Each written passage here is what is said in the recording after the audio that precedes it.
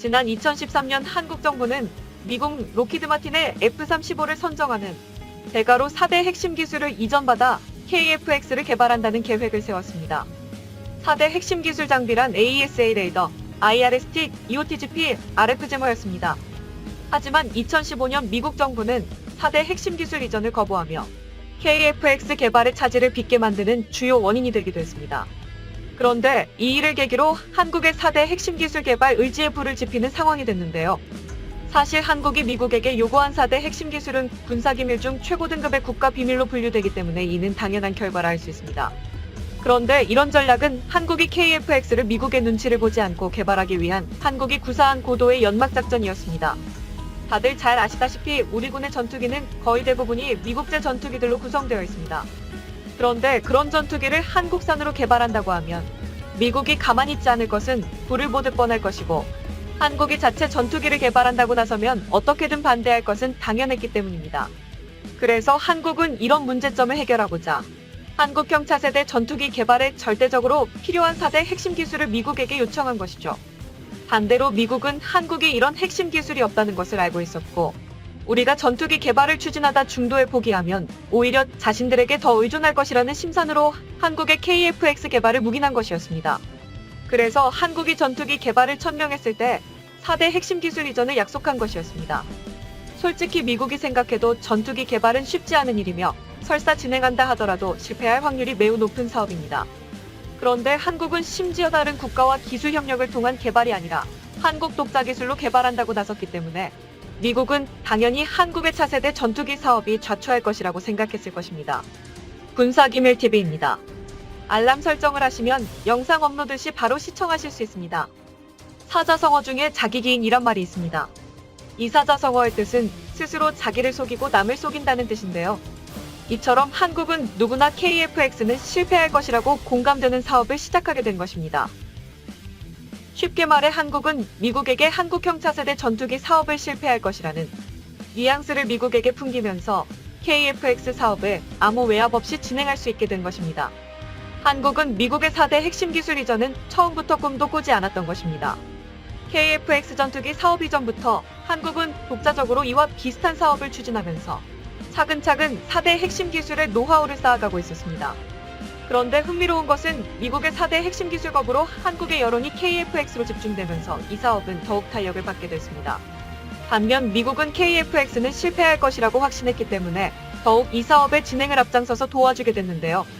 그래야만 실패도 더 빨리 맛볼 수 있기 때문입니다. 그런데 여기서부터 미국이 전혀 생각하지 못한 반전의 드라마가 시작됐습니다. 미국의 입장에서는 막장 드라마도 이런 막장 드라마가 없었을 것인데요. 한국이 그토록 원하던 4대 핵심 기술의 이전을 거부하면 당연히 한국의 KF-X가 좌초했어야 하는데 한국이 어이없게도 이 기술을 독자 개발한다고 천명했기 때문에 미국은 당황할 수밖에 없었습니다. 지난해 11월 대전에 있는 국방과학연구소 전자전 비행모의 시험대 통제실에서 국방부 출입기자들을 대상으로 시연회가 열렸습니다. 지름 30cm, 송수신 모듈 500개로 이루어진 프로토타입 AESA 레이더가 81km 거리에서 접근하는 가상적기 6대를 동시에 추적하기 시작했습니다. 또한 아군 전투기 2대는 노란색 세모꼴로 동시에 표시가 됐습니다. 한국이 개발한 AESA 레이더가 전투기 8대를 동시에 탐색 추적하면서 적기와 아군기까지 식별해내는 능력을 확인한 것인데요. 당시 대한민국의 AESA 레이더 기술은 미국 등 선진국에 비해 80% 수준이라고 평가했습니다. 프로토타입 레이더는 전투기에 탑재할 수 있도록 소형화 경량화해야 하고 모듈에서 발생되는 열을 냉각수를 이용해 균일하게 식히는 기술 등을 추가로 개발해야 하는 과제도 남겼지만 이는 한국의 독자 기술로 이룬 쾌거였습니다. 이와 더불어 추가적인 개량을 거듭해 지난해 11월 방사청은 통수신 모듈이 1088개에 달하는 시제품을 공개했습니다. 특히 공개한 AESA 레이더의 가장 핵심 소자인 질화갈륨 반도체 소자는 다이아몬드 공법이라는 새로운 기술을 이용해 기존 미국이나 일본의 특허를 피해가면서도 전력 증폭률이나 열전도율이 훨씬 높아 내열성도 뛰어난 것으로 판명되었습니다. 테스트를 담당했던 이스라엘 엘타사는 우리 기술진이 개발한 AESA 레이더 하드웨어가 자국산보다 훨씬 성능이 뛰어나다며 자국의 수출을 요청할 정도였습니다. 한국이 개발한 AESA 레이더는 국방과학연구소 주도로 개발에 착수했지만 우리 민간 기업들의 힘도 컸습니다. 결국 민, 관의 협력으로 개발에 착수한 지 불과 4년 만의 레이더. 적외선 탐색 추적 장비를 하마 시스템이 개발에 성공했고, 전자파 방해 기술은 LIGNX1이 개발에 뛰어들어 성공해냈습니다. 또한 개발 경험 부재로 우리에게 필요한 기술 지원과 객관적인 신뢰성 확보, 문제는 해외의 기술 협력으로 해결했습니다. 2017년 AESA 레이더 개발을 위해 스웨덴의 사브와 체계 통합 소프트웨어 협력 계약을 체결하고, 이 레이더 시스템의 테스트는 이스라엘의 엘타 시스템즈가 맡았습니다. 이렇게 전투기 핵심 기술들의 신뢰성을 확보하면서 개발 기간을 단축하게 된 것입니다. 현재까지 한국의 방산업계가 개발을 완료한 AESA 레이더는 중거리 지대 공유 도무기 천공이 유일했습니다. 4기 호위함에 탑재될 AESA 레이더는 아직 전력화가 되지 않았고, 먼저 전투기용 AESA 레이더 개발이 성공한 것입니다. 그런데 이 기술이 국산 기술이어서 한국의 의지대로 활용 가능해지면서 6, 해, 공의 모든 무기체계와 유도 미사일에도 적용이 가능하다는 장점이 생겼습니다. 즉, 남의 눈치 보지 않고 우리가 원하는 무기체계에 탑재할 수 있을 뿐만 아니라 국산이기 때문에 수입산보다 현저히 적은 비용으로도 사용할 수 있습니다. 일반적으로 AESA 레이더의 강점은 기계식 레이더에 비해 정보 처리 속도가 1000배가량 빨라 대응 수준의 차원이 다릅니다. 레이더 스텔스 성능 향상에도 AESA 레이더가 유리하고, 적 레이더 교란 등 전자전 능력도 갖고 있기 때문에 탐지거리 및 범위도 확대됩니다. 또한 전투기 송수신 모듈이 수백 개에서 1000개 이상이기 때문에 이중 모를 몇 개가 고장이 나더라도 기능에는 별 이상이 없습니다. 독립적으로 송수신하는 모듈 덕택에 공중과 지상의 다수의 표적을 동시에 탐지하거나 추적이 가능합니다. 좀 더 세부적인 내용을 소개해드리자면, AESA 레이더 개별 소자가 사용하는 전력은 4W에 불과해 탐지를 위한 전파 조사 시적의 레이더에 역감지되는 확률이 현격하게 줄어듭니다. 이로써 상황인식 능력이 향상이 되어 기계식 레이더에 비해 3에서 4배가량 전투 능력이 향상되게 되면서 복수의 표적과 동시 교전이 가능해져 전투기 성능을 끌어올릴 뿐만 아니라 장거리 공대공 미사일을 사용 가능하게 만듦으로써 공격력은 극대화되고 전투기의 생존성을 올려주게 됩니다. 사실 따지고 보면 이 기술 때문에 AESA 레이더가 각광을 받는 것입니다. 보다 먼 거리를 탐지하면서 적 전투기가 자신이 탐지됐는지도 모르게 끝까지 상대방을 레이더로 추적할 수 있는 기능이야말로 AESA 레이더의 최고의 강점이라 할 수 있습니다. AESA 레이더의 탐지 거리와 해상도는 AESA 레이더의 TR 송수신 모듈수, 전파의 순간 출력 세기에 비례합니다. 반면 송수신 소자별 전파 출력은 높을수록 적 레이더에 탐지될 가능성이 증가한다는 문제점이 있습니다. 그러나 스위치 소자의 출력은 높을수록 단위 면적당 필요한 스위치 수가 감소하는 이점이 생기는데요. 그런데 한국은 이런 문제점을 개선할 수 있는 새로운 소재를 이용한 AESA 레이더를 개발해 군사 선진국들을 깜짝 놀라게 했습니다. 전자통신연구원에서 기존의 질화갈륨 스위치 소자를 새로 개발했는데요. 바로 직전의 소자가 20W급인데 반해 새로 개발한 소자는 50W급입니다. 연구진이 만든 질화갈륨 소자는 출력과 경리의 성능이 매우 뛰어납니다. 기존의 서클레이터를 대체해 부피는 최대 450배, 무게는 10%까지 줄일 수 있게 되어 송수신을 담당하는 레이더 소자의 모듈 크기를 크게 줄일 수 있게 되었습니다. 이로써 기술 협력 중인 이스라엘 엘타사와 스웨덴 사브에서 대한민국의 AESA 레이더 하드웨어 관련 기술은 미국이나 이스라엘과 동등한 수준에 도달했다는 평가를 내리게 된 것인데요. 출력은 더 높고 크기는 작아진 스위치 소자 개발 성공으로 기존의 시제품에 적용된 단위 면적당 송수신 모듈 수는 1088개에서 더 늘게 되었습니다. 이런 첨단 공법의 성공은 시사하는 바가 매우릅니다. 같은 단위 면적에 더 많은 소자를 배열해 훨씬 먼 거리와 더 작은 물체에 대한 탐지가 가능하게 됐는데, 이는 다른 국가의 AESA 레이더와 비교해 더 뛰어난 성능을 자랑할 수 있다는 뜻이기도 합니다. 반면 한국의 AESA 개발 초기에는 자체 개발한 AESA 레이더의 탐지거리가 F-35 등에 사용되는 AESA 레이더에 비해 성능이 뒤떨어지는 것이 아니냐는 우려가 있었습니다. 시제품의 송수신 모듈 수는 1088개로 프로토타입의 탐지거리는 81km에 불과했기 때문인데요. 하지만 에트리엘 스위치 소자 개발로 전문가들은 KF-X에 장착할 AESA 레이더의 최종 송수신 모듈 숫자는 1200개를 초과할 것으로 예견하고 있습니다. 예상 경쟁국인 중국 J-20의 AESA 레이더는 이스라엘 ELTA사 제품을 장착했습니다.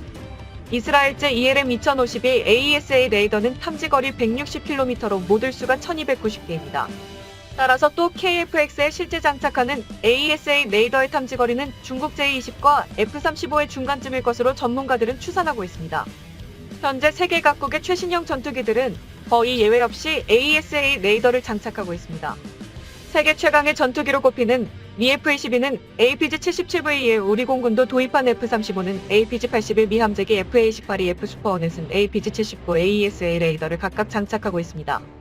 AESA 레이더는 전투기뿐 아니라 지상 장비, 함정 등에서도 광범위하게 활용되고 있는데요. 중국과 주한 미군 배치 논란을 겪었던 미국 고고도 유격미사일 사대의 ANTPY-2 레이더도 AESA 레이더의 일종입니다. 우리나라에서 북한 탄도미사일 발사를 추적 감시하고 있는 이스라엘제 그린파인 레이더도 AESA 레이더입니다. 대한민국 해군은 세종대왕함과 율곡 2함, 서해류성룡함 등 이지스함 3척을 보유하고 있습니다. 전투함 중 가장 큰 7,600톤급으로 세계 5번째 이지스함 보유국이라는 타이틀로 국민들을 들썩이게 했습니다. 그런데 세종대왕함에 장착된 AN/SPY-1D 레이더는 미국에서 들여온 비능동형 전자주사식 위상배열 레이더입니다. 현재도 상당수 미 해군 함정이 이 레이더를 사용합니다. PSA 레이더는 소수의 송수신 모듈에서 단일 주파수를 발생시키는 방식으로 여러 개의 모듈이 독립적으로 여러 신호와 주파수를 발생시키는 AESA에 비해 표적 탐지 능력이 떨어질 수밖에 없습니다. PSA 레이더는 AESA 개발 전 중간 단계로 개발한 레이더라고 보면 되는데요. 하지만 대한민국이 자체 개발에 성공한 AESA 레이더의 질화갈륨 소자는 기존 레이더 소자인 칼륨 기술을 사용할 때와 비교해 민감도가 32배 높아졌습니다. 따라서 2024년 모습을 드러내는 차기 호위함과 2030년대 중반에 완성되는 한국형 차기 구축함 KDDX에는 AESA 레이더 장착을 목표로 하고 있습니다. 지난해 국내 기술진이 공개한 함정용 통합 마스트 4개 면에 고정형 AESA 레이더를 장착해 최대 4,000개 목표를 감시할 수 있도록 개발하고 있습니다. 현존 최고 성능의 AESA 레이더를 국산화에 성공한 대한민국은 현재 군에서 운용 중인 각종 전투 자산들과 새로 도입하는 전투체계들의 레이더를 점진적으로 국산 AESA 레이더로 교체하는 작업에 착수한 상태입니다. 한국형 패트리엇으로 불리는 국산 요격미사일 MSAM, 한국형 4대의 SAM 미사일 요격용 장거리 지대공 미사일 해군 초계함 사격용 레이더가 여기에 해당하는데요. 이뿐만 아니라 한국은 차기 국지방공 레이더도 추진 중에 있습니다. 드론 방어체계도 신속 시범 획득 사업에 성공해 국산 AESA가 적용됩니다. 이번 성공으로 2021년 6월경 육군, 해군, 공군의 인도 후 시범 운영되어 향후 우리 군의 드론 방어체계 구축을 담당할 예정인데요. 이 기술은 순수 국내 기술로 개발됐으며 세계 최고 수준으로 평가받고 있습니다. 3km 이상 떨어져 비행하는 초소형 팬텀 드론 식별 레이더 시스템을 개발해 국내외 언론의 주목을 받았습니다. 지난해 초에는 5km 이상 탐지 가능한 결과를 얻었고 최근에는 매트리스 600과 같은 소형 드론을 8km까지 탐지하는 데 성공했습니다. 이번 신속 시범 획득 사업에 포함된 RADAR 연동 안티드론 통합 솔루션 사업은 레이더를 통해 중요 시설에 접근하는 적의 소형 드론을 탐지하고 전파 교란 자밍으로 무력화합니다. 2021년 현재 대한민국의 AESA 레이더의 현주소는 개발 단계를 지나 응용 분야로 확대되는 추세에 있습니다. 하지만 국산 F-15K에 실린 APG-63B1 레이더와 KF-16에 탑재된 APG-68 레이더는 기계식 레이더를 사용하고 있어 이를 AESA 레이더로 교체하는 사업이 진행 중인데요. 하지만 애석하게도 국산 AESA 레이더가 아닌 해외 도입분이 장착됩니다. 그 이유로는 미국산 전투기라는 점과 미국산 기존 무장체계와의 통합성 때문입니다. 국산 전투기가 아니면 국산 AESA 레이더로 교체도 불가능한 것에 반해 대한민국이 개발한 FA-50에는 국산 AESA 레이더가 장착될 계획입니다. 또한 국산 전투기 KF-X도 한국이 개발한 AESA 레이더가 장착됩니다. 한국은 다른 모든 국가가 실패할 것이라고 예상했던 결과를 깨고 한국의 독자 기술로 전투기를 개발했을 뿐만 아니라 세계 정상급의 AESA 레이더와 비교해도 전혀 뒤떨어지지 않는 한국형 AESA 레이더를 개발했습니다. 이로써 한국은 앞으로 개발되는 한국산 무기체계에는 한국형 AESA 레이더 탑재가 가능해졌습니다. 군사기밀TV입니다. 여러분의 소중한 의견을 남겨주세요. 알람 설정을 하시면 영상 업로드 시 바로 시청하실 수 있습니다. 시청해주셔서 감사합니다.